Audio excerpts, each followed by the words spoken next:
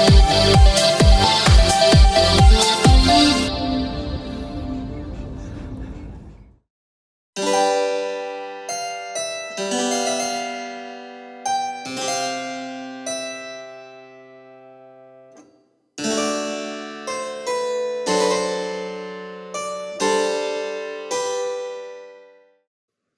everybody, welcome back to another 2007 Ford Ranger Sport video.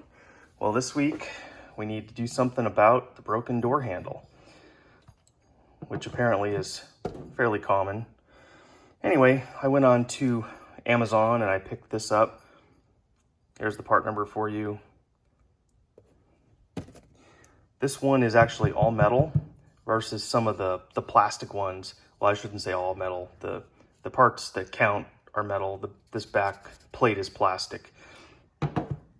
But this, I noticed, of course, has a little bit of a casting defect, which isn't too bad. I'll probably try to sand that off. But the issue I have is that my door handles are painted, and this is just kind of a satin black. So before we do anything, I'm going to go ahead and prep this and paint it.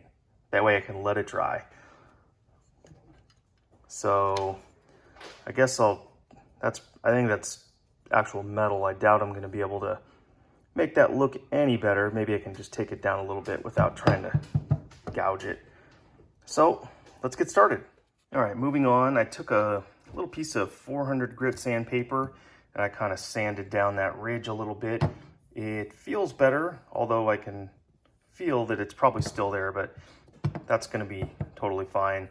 So I'm just going to give this a clean and a light scuff, tape it off. I'm going to paint it some of my favorite Rust-Oleum Canyon Black. And I'm not going to open any of my 2K Clear at this point. So it'll just be kind of what it is until I do some other parts. And it'll be fine. It'll be fine. So let me go ahead and work on the next step. All right, the next step is completed. Got it scuffed, got it cleaned. Now I'm going to go ahead and tape it off with what little tape I have. A piece of newspaper. We'll get it painted, let it dry, and while it's drying, we can take apart the door panel. Well, ready to give this a couple coats of Canyon Black. Again, this is satin, this is what I have, so the sheen is not going to match the truck probably perfectly, but it'll be okay for now until I can coat it with some 2K Clear. So give this a good shake, a couple coats, we'll be on our way.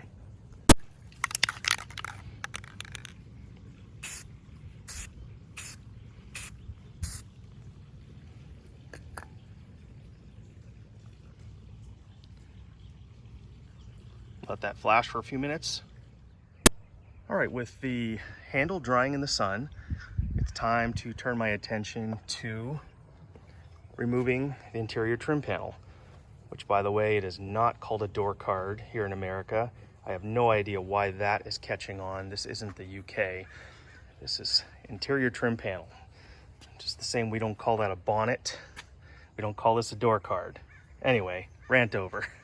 So a couple screws to remove. I've never removed one of these panels before with the factory power option, so I'm not sure how it will rate in comparison to my last Ranger, which did not have factory windows or locks. So it shouldn't be too difficult. Remove some screws, get this panel off. A couple screws in this pocket right here. Needless to say, I'm gonna go grab a damp rag and clean all this. I'm not gonna put it back dirty. I don't like doing that. Anyway, looks like a couple more screws and then I should be able to lift off this panel.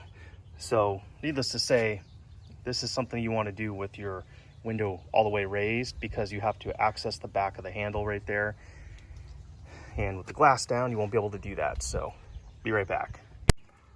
All right, here inside the door, I don't know if you'll be able to see this or not, but essentially, get the camera in there. There's the, yeah, you probably can't even see it, the back of the door handle.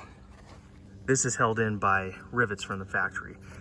And although I have a rivet gun, it won't handle a rivet this big, so I'm going to replace it with a nut and bolt. But first thing you gotta do is just punch out that center part and then drill out the... All right, to make things a little easier, I just got a pair of tin snips and cut off the remaining plastic arm for the old handle. And I've got a kind of a center punch right here, or an awl, whatever you want to call this, and a hammer. About 5 or 6 hits to the center of each one of those pushes the rivet out. So now I can go ahead and drill out what's left. All right, I've got what's left of the rivets drilled out. Couldn't tell you what size drill bit this is, but it's large enough to basically cut out what's left of the shaft. Anyway, I found, of course, it wanted to spin, so just jam a flat blade screwdriver onto the side of it to give it some leverage and then drill it out. So you probably won't be able to see what I'm doing here on the inside as far as unclipping the lever, but it should be pretty simple. So let me get that done. All right, this next part is going to be very difficult for you to see, but there's the black clip right there that you have to turn and release the rod. So I'm just going to show you right now. I won't be able to do it and hold the camera and the flashlight at the same time, so stay tuned. And with that clip removed, and it was a little tricky to see and do at the same time, this handle should now come out of here. Not sure what it's stuck on.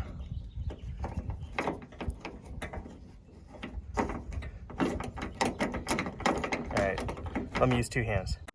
Moving on, I've got the new handle installed. It just pretty much installs exactly the way of the reverse. Make sure to put that lock rod on there, or else I guess you could reach in and do it from here.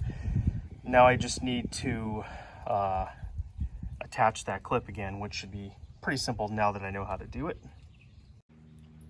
Well, amazingly, I was able to get that rod in and locked down just by feel, because there's not a lot of room back there and your view is blocked. Anyway, now it's time to go ahead and secure this down. So what I have, I already had these, don't know the size. Anyway, it's got these lock nuts on both of them, so those will go on the inside.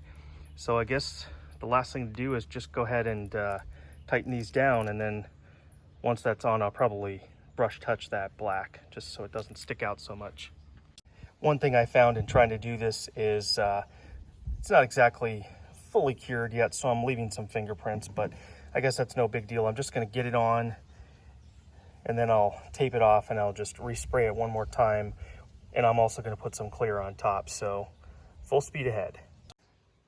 All right, with those 2 bolts tightened up, handle does work, feels nice and solid. Now it's just time to put the trim panel back on and clean up. And I'll show you the final results.